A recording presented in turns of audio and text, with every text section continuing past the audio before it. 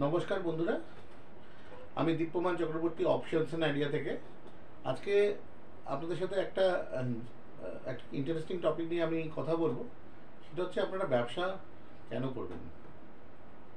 দেখুন, বাঙালিরা তো নর্মালি ব্যবসা করে না, কারণ বাঙালিদের ব্যবসা নাকি রক্তে নেই। ব্যাপারটা সত্যিই মিথ্যে এই ব্যাপারে আমি যাব না, আমি ইতিহাসের স্টুডেন্ট নই। আমি যেটা বলবো, যেটা আজকের দিনে এটা কেন ইম্পর্টেন্ট, যে বাঙালিদেরও ব্যবসা শিখতে হবে। আমি সেই ব্যাপারে আপনাদের কিছু পয়েন্টস, কিছু আমার যে ধারণা, যেগুলো আমি দেখেছি, আমি বিভিন্ন ব্যবসায়ীদের সাথে মিশেছি, যেটা আমার মনে হয়েছে আপনাদের সাথে শেয়ার করলে হয়তো আজকের জেনারেশনের ভালো হবে।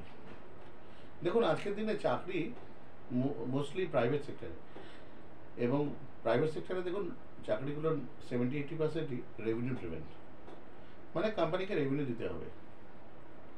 তো সেক্ষেত্রে আপনারা দেখছেন চাকরির মার্কেট খারাপ, কোম্পানি যদি ভালো না চলে কোম্পানি বন্ধ হয়ে যেতে পারে। সুতরাং একজন পারফর্মার যদি সে ভালোও করে থাকে ইন্ডিভিজুয়ালি, কোম্পানি বন্ধ হলে তারও চাকরি যেতে পারে। চাকরির মার্কেটটা কিন্তু বেসিক্যালি ফিল্মে হিরো বা হিরোইন রোলে অভিনয় করার মতো। নর্মালি আপনি যদি চাকরির ক্ষেত্রে যদি কেউ খুব উঁচু পজিশনে যেতে না পারে, নর্মালি দেখা যায় যে 35, 40, 45 বছর পরে তারপরে কিন্তু কেরিয়ারটা স্ট্যাগনেন্ট হয়ে যায়। কেউ যদি খুব উঁচু পজিশনে চলে যায়, depending on the size of the কোম্পানির সাইজের ওপর, regional manager, zonal manager, national head, তা না হলে কিন্তু সে কন্টিনিউ করতে পারে না। কারণ নিজ থেকেও প্রতি বছর প্রচুর লোক নতুন ইয়ং জেনারেশন পাস করে আসছে, এবং তারা কম্পিটিশান দেয়। কোম্পানিরও চাই ইয়ং ব্লাড, যাদের পরিশ্রম করার ক্ষমতা বেশি। একটা বয়সের পর তো মানুষের এনার্জি কমে, আর স্কিল যেটা ধরুন যেটা লাগে, একটা কাজ কেউ 2 বছর 3 বছর যদি করে, তার একটা অ্যাভারেজ স্কিল তৈরি হয়ে যায়, যদি তার একটা অ্যাভারেজের ইন্টেলিজেন্স লেভেল থাকে এবং তার জানার আগ্রহ থাকে। সেই জন্য সেইটা আমি বলবো না সেই কাজটা যে বিশাল ডিফারেন্ট, খুব ডিফিকাল্ট। কিছু কিছু কাজে লাগে, হয়তো সেই স্কিলটা একটা মানুষকে সারা জীবনে স্কিল অর্জন করতে হয়, সেটা ডেফিনেটলি নলেজ সবসময় বাড়ে। কিন্তু একটা অ্যাভারেজ কাজ করতে গেলে, স্টিরিওটাইপ কাজ করতে গেলে, একটা জায়গার পরে স্কিল কিন্তু বিরাট জায়গা, মানে বাড়ার জায়গা নেই। সেটা কিন্তু রিপিটেশন হয়, তখন সেটাতে এক্সপিরিয়েন্স কাউন্ট হয়, কিন্তু এক্সপোজার হয় আপনি কত ধরনের কাজ করছেন তার উপরে। সুতরাং চাকরির যে আনসার্টেনিটি যেটা দেখা যাচ্ছে, সেটাকে ওভারকাম করতে গেলে বিজনেস করাটা খুব দরকার। কারণ বিজনেস আলটিমেটলি আপনাকে কনফিডেন্স দেবে যে আমি নিজের পায়ে দাঁড়িয়ে আছি, আমি আমার কোম্পানির উপর ডিপেন্ড করি। যারা খুব উঁচু লেভেলে চলে গেছেন তাদের ক্ষেত্রে ব্যাপারটা আলাদা। যারা বিরাট স্যালারি পাচ্ছেন, যাদের স্টেবিলিটি আশা করছেন তারা আছে, সেটা দেশি কোম্পানি বা বিদেশি বড় কোম্পানি, তাদের কথাটা আলাদা। তারা হয়তো রিটায়ারমেন্ট অবধি করতে পারবেন, 60 বছর অবধি। কিন্তু সব কোম্পানিতে কিন্তু অনেকেই জানেন, তারা বুঝতে পারেন যে তাদের কিন্তু কেরিয়ার অত বছরের নয়, হয়তো কোম্পানি অত বড় নয় বা সেরকম নয়। সেক্ষেত্রে তাদের আমার মনে হয় বয়স থাকতে থাকতে, এনার্জি লেভেল থাকতে থাকতে তাদের কিন্তু নিজে কিছু করে নেওয়াটা উচিত। এটা কিন্তু আজকের দিনে কিন্তু আপনি যদি দেখেন, যারা খুব হাই কোয়ালিফাইড, আইএম থেকে পাস করছেন, আইআইটি থেকে পাস করছেন, তারা অনেকে স্টার্ট আপ খুলছেন। তারা কিন্তু এরকম নন যারা স্টার্ট আপ খোলেন আজকের দিনে যে তারা কোনো চাকরি পাবেন না। সুতরাং চাকরি পাচ্ছি না বলে ব্যবসা করছি, এটা কিন্তু, এই কনসেপ্টটা কিন্তু ব্যাকডেটেড। আজকের দিনে যারা খুব ভালো চাকরি পেতে পারেন, তারা কিন্তু ব্যবসায় আসছেন। এইবার আপনাদের যদি আমি বলি যে ব্যবসা আপনি যদি করেন, আপনার কীভাবে ব্যবসাটা করবেন। আপনার তো ফার্স্ট জেনারেশন বিজনেস, হয়তো আপনাকে গাইড করার কেউ নেই, কী করে গাইড পাবেন। আপনাকে আগে ধারণা করতে হবে যে একটা ব্যবসা কী কী ধরনের হয়, এবং সেটার জন্য আমার আরেকটা ভিডিও আছে, সেটা আপনারা দেখতে পারেন। আমি ডিসক্রিপশানে আমি দিয়ে দেবো লিঙ্কটা। যে আপনি সেলফ এমপ্লয়েড হবেন, আপনি প্রফেশনাল হবেন, না আপনি বিজনেসম্যান হবেন, এটার উপর এটা ডিপেন্ড করবে আরও কিছু জিনিসের উপরে। সেটা হচ্ছে আপনার ফিনান্সিয়াল ক্যাপাসিটি কত, আপনার টিম কীরকম আছে, আপনি একটা টিম তৈরি করতে পারছেন কিনা বিজনেসের জন্য, আপনার ফ্যামিলির মেম্বাররা কেউ আপনাকে সাপোর্ট করবে কিনা।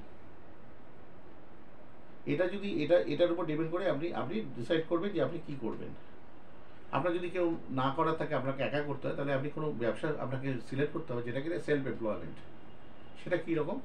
ধরুন ইন্স্যুরেন্সের যারা এজেন্সি করে সেটা এক ধরনের সেলফ এমপ্লয়মেন্ট। এইরকম আরও অনেক কিছু আছে যেখানে আপনার লোক অফিস কিছু লাগে না, বাড়ি থেকে করা যায়। সেকেন্ড আসা যায় এইরকম যে প্রফেশনাল, সেটার জন্য আপনার প্রফেশনাল একটা ডিগ্রি লাগবে। অনেকে প্রফেশনাল ডিগ্রি ছাড়াও অ্যাকাউন্টসের প্রচুর লোক আছে প্রফেশনাল হিসেবে কাজ করেন, অন্য কোম্পানির জন্য অ্যাকাউন্টসের কাজ করে দেন ফ্রিল্যান্সার হিসেবে।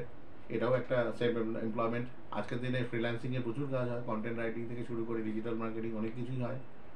এছাড়া প্রফেশনাল বলতে আপনাকে বলা হয় ডাক্তার, মানে লয়ার, চার্টার্ড অ্যাকাউন্টেন্ট, এরা সবাই বেসিক্যালি প্রফেশনাল।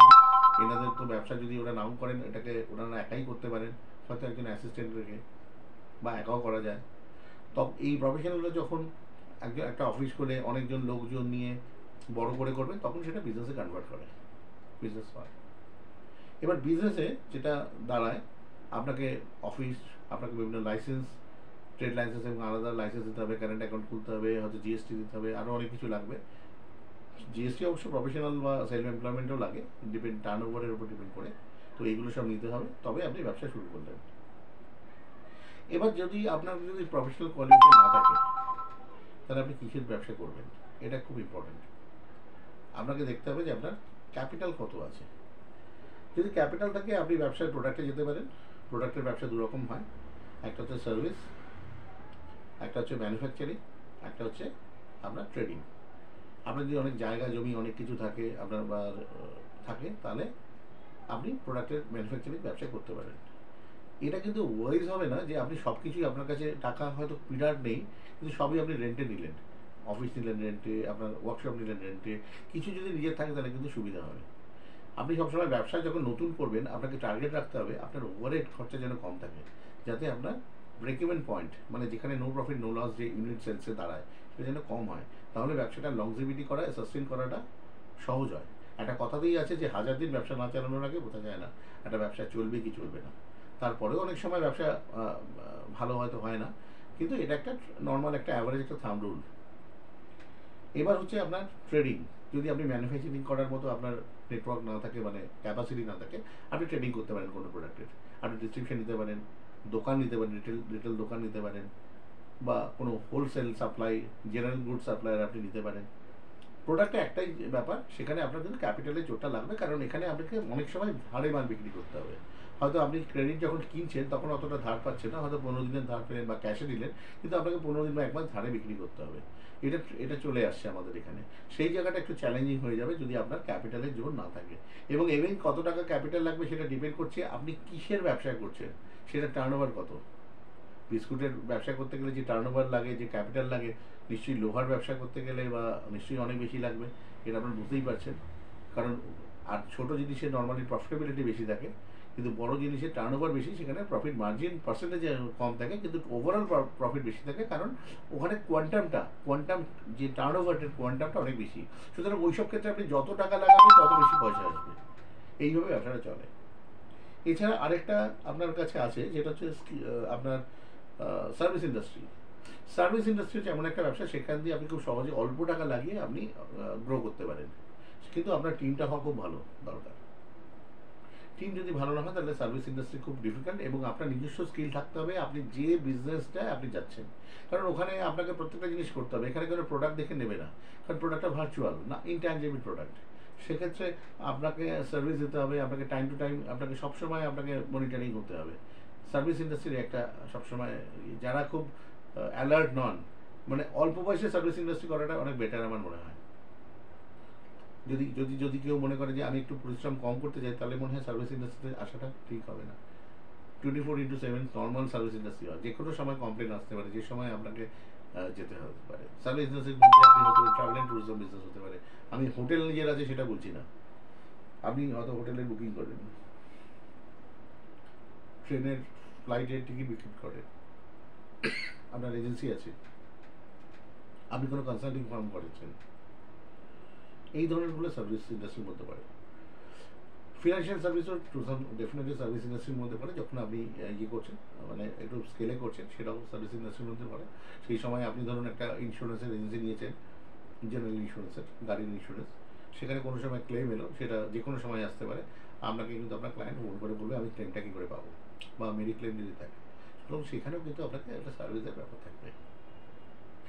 আপনার টোটাল আপনার নিজস্ব অ্যাটিটিউডটা আপনাকে বুঝতে হবে, নিজের স্ট্রেংথ বুঝতে হবে, ফিনান্সিয়াল স্ট্রেংথ, পারিবারিক স্ট্রেংথ, আপনার টিমটা কিরকম, আপনার কোনো বন্ধু বান্ধব আত্মীয় স্বজনকে নিয়ে আপনি ব্যবসায় নামছেন কিনা, এইগুলো বোঝার পরে আপনি কিন্তু ব্যবসা সিলেক্ট করবেন। তাহলে কিন্তু প্রবলেম হতে পারে যে একটা সময় চালানোর পরে হতে পারে আপনার মনে হচ্ছে যে ব্যাপারটাকে ঠিক জমছে না। ব্যবসা কিন্তু সবই ভালো, কোনো ব্যবসাই খারাপ না, কিন্তু আপনাকে জানতে হবে কী করে করতে হবে, এবং আপনাকে প্রপার ওয়ার্কিং ক্যাপিটাল এবং ওটা চালানোর জন্য আপনার টাকা নিয়ে নামতে হবে। ইনিশিয়ালি বেশি টাকা খরচা করবেন না, নতুন জিনিস যেটা জানেন না, অল্প অল্প করে টাকা ইনভেস্ট করুন এবং আপনি দেখতে থাকুন যে গভীরতা কতটা, জলের ডেপটা আগে দেখুন, তারপরে একটা পা নামিয়ে তারপর দুটো পা নামান, তাহলে ব্যবসায় সফলতার সুযোগ বেশি। আর একটা জিনিস মনে রাখবেন, হঠাৎ করে বড়লোক হওয়ার জন্য কোনোদিন ব্যবসায় আসবেন না। এটা আমার অ্যাডভাইস, আমি অনেকের থেকেই শুনেছি এটা, যে আমরা নিজেও রিয়েলাইজ করি, ব্যবসা কিন্তু একটা আপনার বাগান করার মতো, যে আপনি ফলের গাছ লাগানোর মতো। আপনি প্রথমে চাষ করবেন, মাটি ভালো করে আপনি চাষ করবেন, বীজ পুঁতবেন, সার দেবেন, জল দেবেন, তবে গাছ হবে, তারপরে আসবে। ততদিন অবধি আপনাকে কিন্তু ধৈর্য ধরতে হবে। আপনি যদি চান ওভারনাইট বিজনেসের প্রফিট আসবেন, তবে কিন্তু বিজনেস নয়। হ্যাঁ, হতে পারে কিছু ব্যবসায় সেটা সম্ভব, সেটা মূলত ট্রেডিং বিজনেসে, যে আপনি এক জায়গা থেকে মাল কিনে আপনি বিক্রি করে দিলেন, আপনার এলো। কিন্তু অন্যান্য যে ব্যবসা, যেখানে আপনাকে ব্র্যান্ড তৈরি করতে হবে, সেটা কিন্তু তত তাড়াতাড়ি হবে না। এবং মূলত এই ধরনের ব্যবসার লংজিভিটি বেশি হয়, কারণ ওখানে আপনি একটা আপনার ব্র্যান্ড তৈরি করে ফেলেছেন, সেখানে লোকে হয়তো আপনার থেকে ফ্র্যাঞ্চাইজি নেবে, লোকে হয়তো আপনার ব্র্যান্ডটাকে ইউজ করবে, সেটা দীর্ঘমেয়াদী হয়। ট্রেডিংটা হচ্ছে কি, আপনি কিছুটা হয়তো চটজলদি আপনি রোজগার করতে পারেন, কিন্তু ওখানে অন্য ব্যাপার আছে, ওখানে আপনার ক্যাপিটালের ইনভলভমেন্টটা বেশি। যদি এই ব্যাপারে আপনারা ব্যবসার প্ল্যান করছেন, যদি মনে হয় যে আপনার ব্যবসা সম্পর্কে কিছু আইডিয়া, কোনো সলিউশন আপনার চাই, কোনো ধরনের ফাইন্যান্স, মার্কেটিং, এইচআর মানে ম্যান পাওয়ার রিলেটেড, আমাদের সাথে যোগাযোগ করতে পারেন। আমাদের কনসাল্টিং হয়, প্লাস আমরা ব্যাংকের চ্যানেল পার্টনার, আমরা লোন করাই। আমাদের recruitment consulting man power outsourcing agency আছে, যাতে আমরা ম্যান পাওয়ারও প্রোভাইড করি, মার্কেটিংও আমরা গাইড করি, অফলাইন এবং অনলাইন ডিজিটাল মার্কেটিং, নতুন একটা ব্র্যান্ড তৈরি করতে গেলে। এছাড়াও যদি আপনার মনে হয় যে আপনি কিছু নেবেন না, জাস্ট আপনার সাজেশন দরকার, আমাদের সাথে যোগাযোগ করতে পারবেন। আমরা চাই যে আরও অনেক বেশি লোক এখান থেকে ব্যবসায় আসুক, তবেই আমাদের স্টেটের উন্নতি হবে, আমাদের দেশের উন্নতি হবে। আশা করি আপনারা সবাই ভালো থাকবেন, ভালো করে আপনারা প্রফেশনাল আপনার কেরিয়ার তৈরি করুন, সে ব্যবসায় হোক বা চাকরিতে হোক, যাতেই হোক। এই বলে আজকে শেষ করছি। ধন্যবাদ, নমস্কার। Thanks a lot for watching this video. Please like the video and subscribe the channel. Please go through our services and contact us for any services required by you. Our contact details are mentioned at the end of this video. Have a nice day.